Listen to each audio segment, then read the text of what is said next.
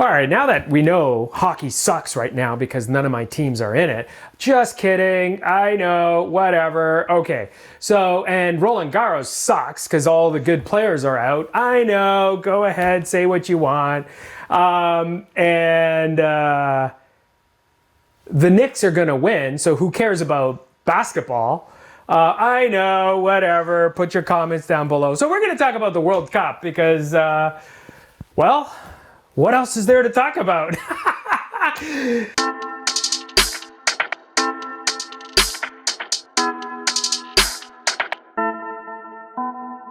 I'm Doc Faisal, orthopedic surgeon with Move Smarter Health. We are sponsored by an educational grant from Kinesi Movement. I love sports. I love talking about injuries. I take care of shoulder and knee injuries, and I operate and treat on them. And please consider this an educational, informative video only. Here we go. So World Cup's coming. What's happening? What's going on? The good thing in the sports world right now is there haven't been a lot of big, bad injuries. Okay, there's, a few little things, a finger, a wrist, a ankle, elbow, like little things. Nothing major or drastic or catastrophic. Do you notice I didn't even have to do the sound effects for that? See? Yeah. There you go. It was like echo. So anyway, Yamal, okay, for España. I don't think I really have a favorite for the World Cup other than US and Canada. And it's not very unlikely I'm going to go to any of the World Cup matches, but he had a hamstring injury, Yamal. I don't really know a lot about him, but he suffered a hamstring injury. How will that affect his recovery? He's back, he's playing. We know that there's some high-profile players that had these hamstring injuries. They had tightness, then they went on to other injuries, or during recovery from, say, an Achilles, or they had hamstring weakness and then went on to an ACL tear. So we know the impact of that. And what is the timeline? And is he going to be fully recovered? Well, here's the one thing that we have to think about. He's 18 years old. He is 18 and will bounce back from pretty well anything very quickly. So he has age going for him. And that's not trying to be, discriminatory against anyone older than that. It's age appropriate. Physiology. The data for meniscus tears and meniscal blood supply means that if you're older than 18, your blood supply goes downhill. So there's physiologic, anatomic reasons for changes that happen over time. So could that impact Spain? Maybe. Well, there's another player from Spain, Mikel Merino. He has an injury that doesn't affect football, soccer at all. It's his foot. Oh, right. Well, he had a foot fracture and it's healed. It's fine. Don't worry about it. It's just a foot. So we don't know. Let's see how that affects him. And I think, there's some teams that are going to be expected to do well, Spain being one of them. And so we'll see how these injuries impact them long term. Any questions? So the guy with the Mikel has been out since January. Yeah. He had a broken bone in his foot. So he's not only has he not been playing games, like he's what's like the ramping up for conditioning, and you're always talking about the mental aspect of being comfortable enough with your healed bone or healed ligament and stuff to then play. He really hasn't played at all. And he's jumping right into the World Cup. So the question basically was relating to a fracture from January, recovery, and he hasn't really gotten back and playing.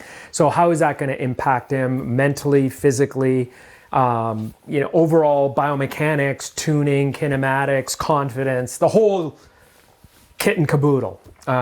So first of all, we have no idea what kind of foot fracture this is. What kind? Did it involve surgery or not? Was there delayed union, non-union? Which bone was it? Was it on the inside or the outside? Was his good leg, his kicking leg? And obviously it's soccer, you still have a dominant leg for the most part, and now players use both sides. So was it at the toe? Was it a great toe injury? Was it, your classic second metatarsal injury or your fifth metatarsal injury?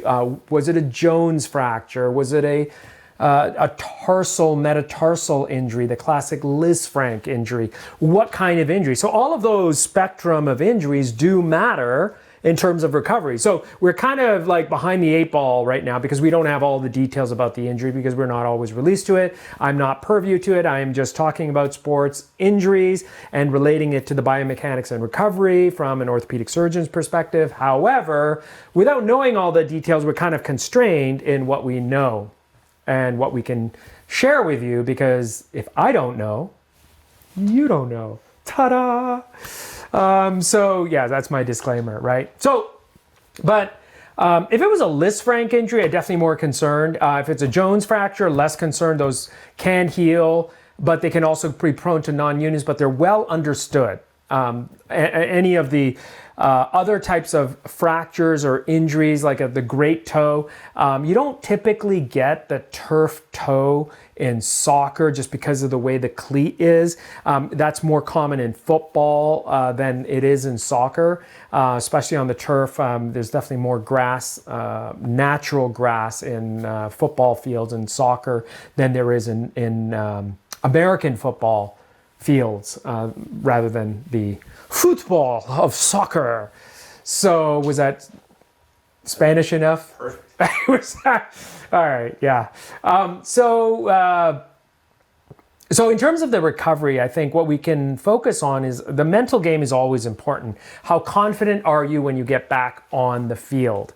And that's happened from many perspectives. I mean, I know it personally from my old ACL injury when I got back, doing stuff even my doctor told me not to do, like hiking up a 2-hour hike up in the middle of nowhere in Hawaii on one of those cliffs 6 weeks after my ACL tear, which I shouldn't have done. Got caught in a rainstorm and slid down the mountain partway and probably re-sprained it. And shouldn't have done that. Don't do that. Listen to your doctor.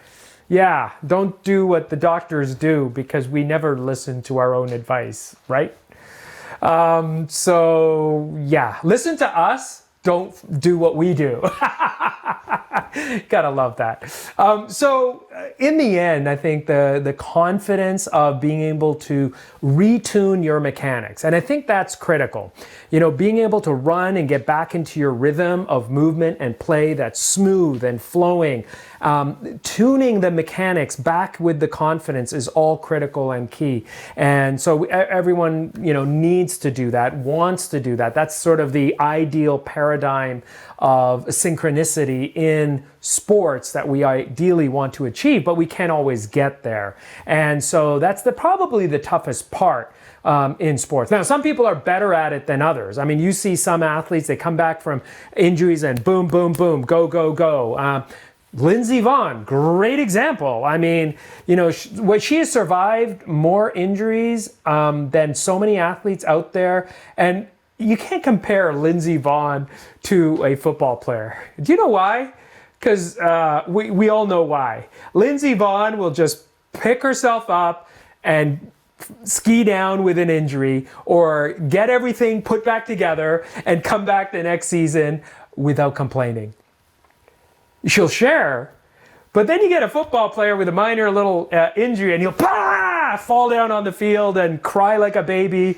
That's the part I don't like about football is you get whimpering players. I'm going to get flack for that, aren't I?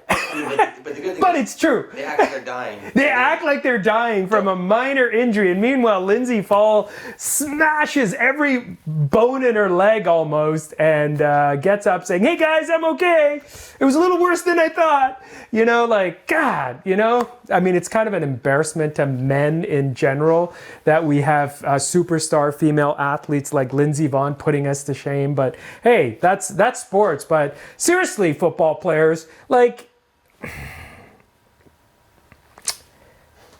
stop whining.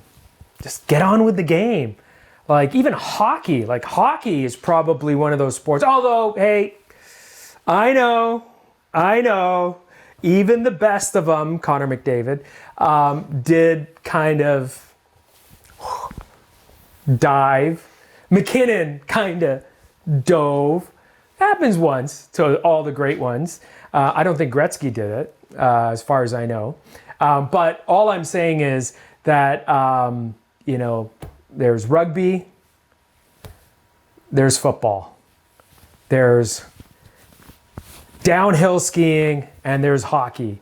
And somewhere along the way, I don't know why, but football players, soccer players, have just become bumbling, whining, whimpering kids. And they all want a yellow card for pretending like they got injured worse than they did. Just play the game. Basketball too.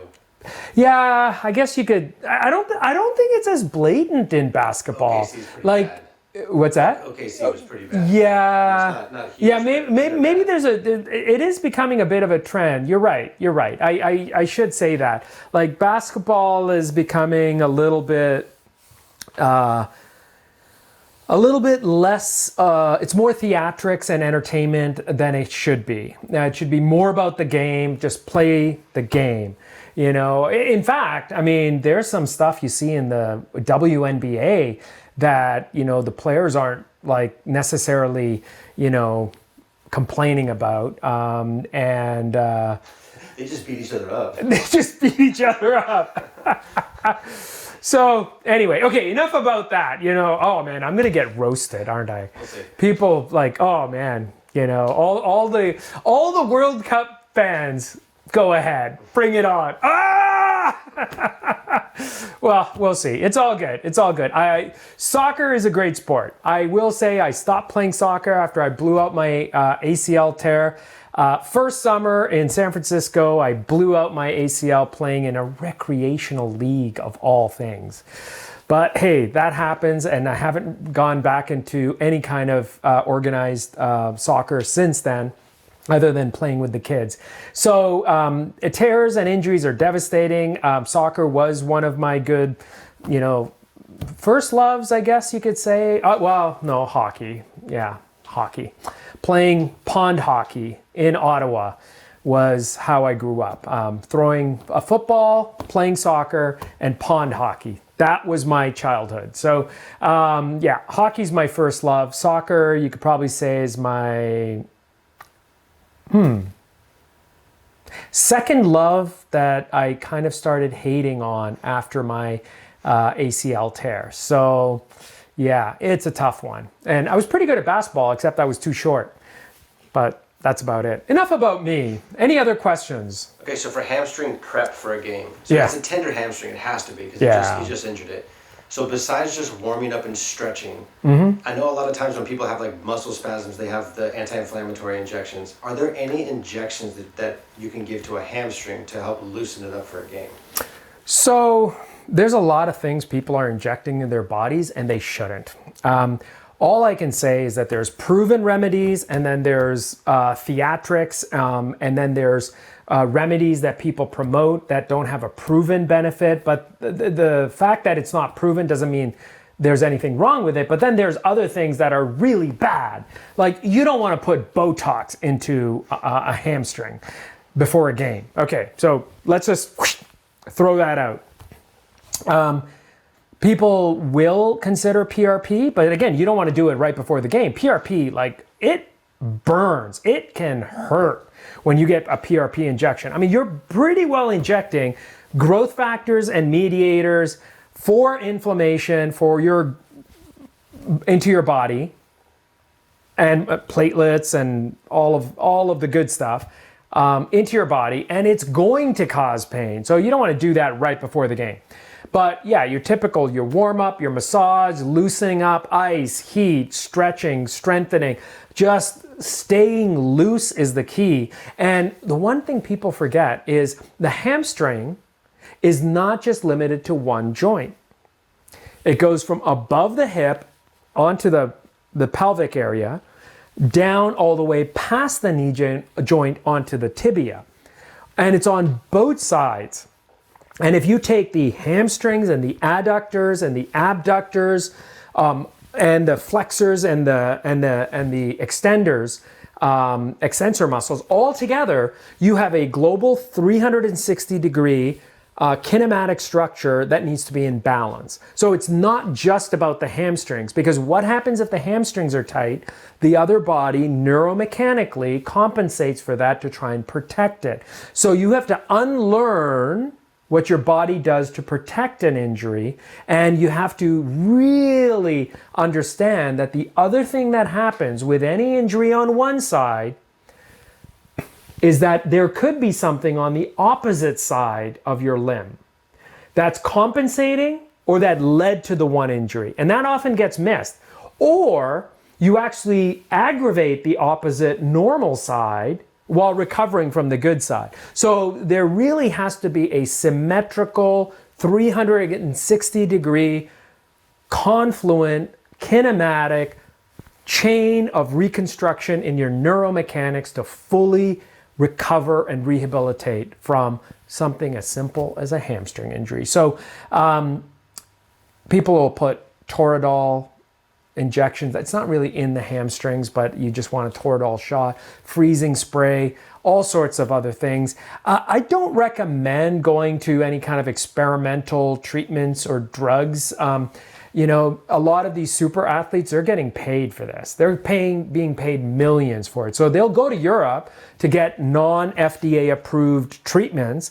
And I don't say non-FDA approved because they haven't been approved, but they just haven't been cleared or approved through the regulatory process to be used in certain indications within the US.